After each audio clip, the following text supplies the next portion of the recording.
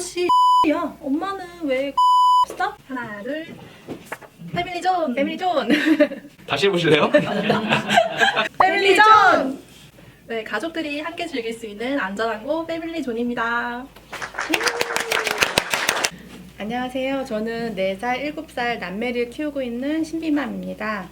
안녕하세요. 저는 5살 아이를 키우고 있는 기쁨맘입니다. 네, 저는 30살 아이를 키우고 있는 뚝배기맘 오늘 강의를 맡게 된 손경희입니다. 오늘 박사님과 만나게 돼가지고 너무 영광이고 물어보고 싶은 게 굉장히 많았거든요. 거기서 저희가 질문을 추려서 4가지의 질문을 정했습니다. 그랬군요. 패밀리 존! 관계교육과 성교육으로 나누어서 질문을 드리려고 합니다. 네, 혹시 질문 누가 저요. 받으세요? 아이가 이렇게 밥을 맛있게 먹고 난 다음에 본인의 배를 보면서 엄마 내 배가 너무 뚱뚱 보지 걱정스럽게 물어보더래요. 그래서 벌써부터 이제 어린 나이에 본인의 신체에 대해서 이렇게 인식을 하고 있구나 하고 좀 놀랐다는 사연이 있었고, 그리고 키즈 카페 같은 데서 사람이 많은 공간에서 갑자기 엄마! 야 아저씨 대머리야! 라고 크게 얘기를 해서 엄마가 너무 놀라서 그 아이를 끌어안고 뛰어갔대요. 네, 거기서 설명을 해주지 못하고 이렇게 뛰어갔다고 하시더라고요. 근데 어떻게 보면 관계교육에서 가장 중요한 건 주체성. 주체성이 뭐냐면 내가 주인이어야 돼요. 내 몸은 내 거. 근데 내 마음도 내 거. 그리고 내 생각도 내 거. 그걸 3가지 합쳐서 주체성. 그래서 그 아이한테 주체성은 지금 봤을 때 있긴 있어요. 4배. 남의 배를 얘기는 안 했어요. 그래서 4배를 얘기해서 너무 좋았는데 마음이 중요한 거예요. 내가 배가 나왔어. 그럼 부정적인 생각을 혹시 부모님들이 해주지 않았나? 그리고 얘도 혹시나 배가 나온 거에 대해서 좀 상처받은 적은 있지 않나? 그리고 그거에 대해서 다른 사람을 어떻게 보고 있는지 3가지를 다 해야 될 것 같아요. 체크를 해갖고 그거에 대해서 긍정적으로 밥을 많이 먹으면 원래 배가 나오는 거야. 그럼 배가 나왔으면 운동도 하는 거야. 라고 얘기해서 근데 단 네가 무겁다, 아프다? 그러면 조금 줄이는 거라고. 그런 얘기를 좀 해주면 좋을 것 같아요.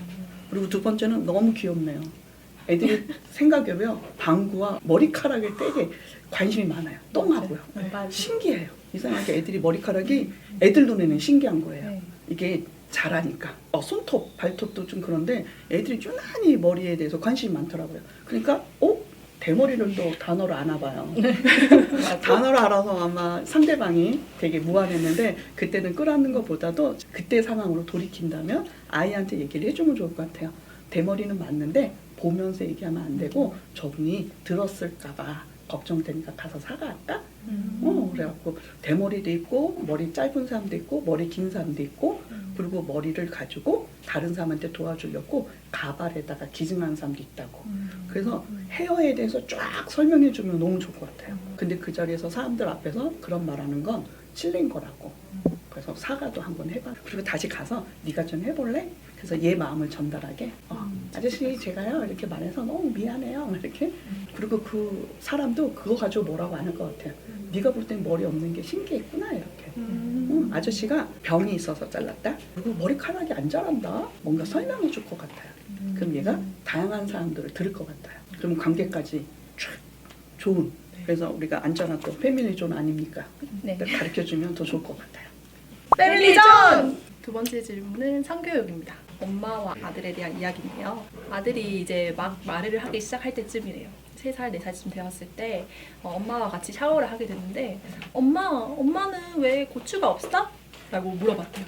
엄마는 그 상황에 대해서 준비가 너무 안 돼 있어서 대답을 해주지 못하고 얼버무렸다고 하더라고요. 그렇군요. 아마 그 상황에 다들 노출이 된 상태라 뭐라고 설명하기도 그렇고 그리고 갑자기 애들이 질문하거든요. 혹시 그런 적 좀 있으세요? 저도 아들이 있는데 네. 있어요. 현실적으로 있군요. 그 질문에 대해서. 여기도 혹시 그런 질문? 저도 그런 적이 있습니다. 그러니까 애들이 그렇게 관심 많다니까요. 맞아요. 그러니까 다 우리는 공통 이건 것 같아요. 그러면 알려드릴게요. 네. 왜냐면 애들의 단어가 엄마는 왜 고추가 없어? 그럼 한번 볼게요. 우선 아이들 시각에서 볼게요.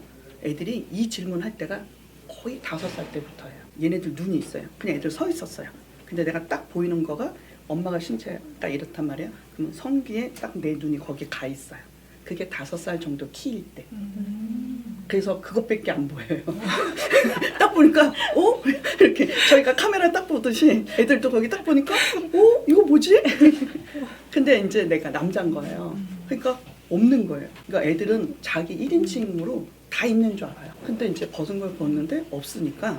근데 여기서 제일 중요한 건 우선 그 나이 때는 그럴 수밖에 없다. 인정. 그리고 두 번째 뭐냐면 애들이 물어본 게 왜 엄마는 고추가 없어? 그건 뭐냐면 없다는 거잖아요.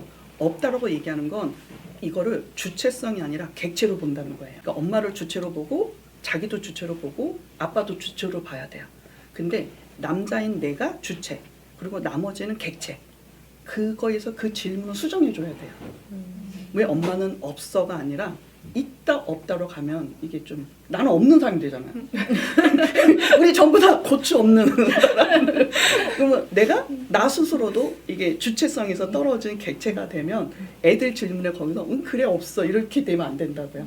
아니야 질문을 다시 해봐 이렇게 얘기를 해줘서 내가 볼 때는 남자한테는 고추. 근데 이제 고추도 먹는 고추랑 헷갈려요.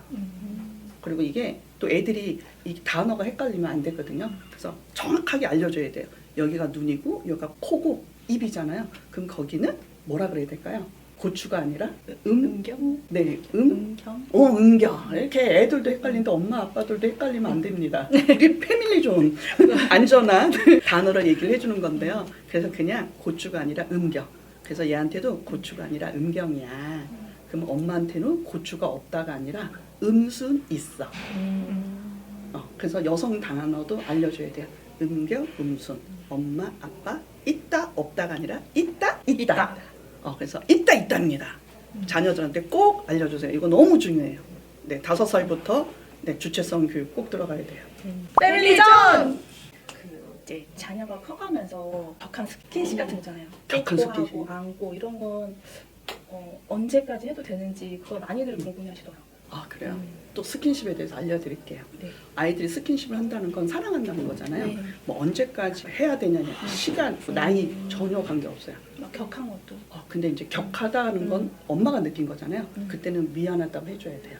격하는 건 안 된다고. 근데 뽀뽀의 방법이 있어요. 제가 준비했어요. 아이를 준비했어요. 네, 아이를 데리고 왔는데요. 아이랑 뽀뽀할 때 어떻게 하는지 아세요? 거기 다들 잘 때 뽀뽀해. 이렇게 이쁘다 이렇게. 잘 때 너무 예뻐. 얘는 자고 있어요. 무의식이에요. 그러니까 뭐냐면 얘네들이 기억도 못해요. 나한테 뽀뽀했는지 안 했는지. 그래서 우리 절대 잘 때 뽀뽀하지 말 거. 이 방법 첫 번째. 우리 꼭 잘 때 했잖아요. 엄마들 아빠들 반성. 그리고 두 번째는 뭐냐면 아이가 눈 떴어요. 그리고 얘한테 뭐예요? 언어적으로 말해줘야 돼요. 귀여워서 뽀뽀하고 싶다. 밥 잘 먹어서 뽀뽀하고 싶다. 뭐 이렇게 이유를 얘기해요. 그럼 얘가 오 이건 좋은 거구나. 그럼 그거에 대한 생각을 들어요. 그러면 얘도 뭘까요? 엄마 오늘따라 요리 잘해줘서 나 뽀뽀하고 싶어. 이게 돌아와요 모델로.